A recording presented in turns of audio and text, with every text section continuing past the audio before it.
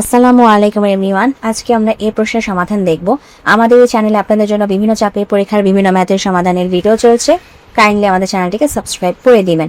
তো চলুন এখন আমরা আমাদের আজকের সমাধানে নেমে পড়ি। এখানে বলা আছে m প্লাস n সমান সমান হচ্ছে 9 এবং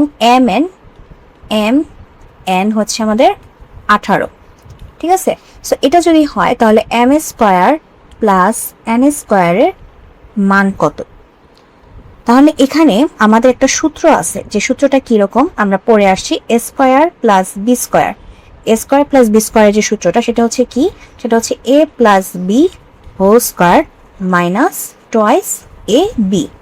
এ স্কয়ার প্লাস বি স্কয়ারের যে সূত্রটা সেটা হচ্ছে কি a plus b whole square minus twice a B.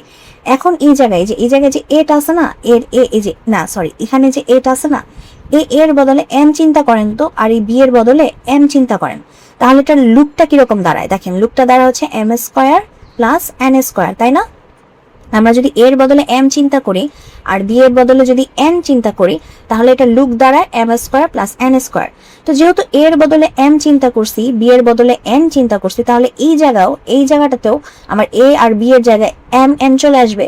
তাহলে এই জায়গাটা তখন সূত্রটা কি হয়ে যাবে, M plus N whole square minus twice M N, তাই না? মাইনাস টোয়াইস এম এন, এভাবে হচ্ছে আমাদের সূত্রটা হয়ে যাবে।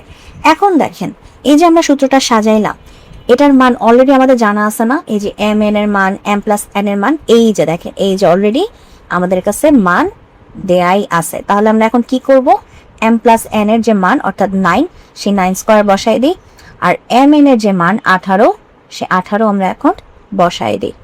তাহলে এন স্কয়ার মানে হচ্ছে আমাদের 81, 9 9 81, আর হচ্ছে আমাদের 18 সাথে 2 গুণ দিলে হবে হচ্ছে আমাদের 36।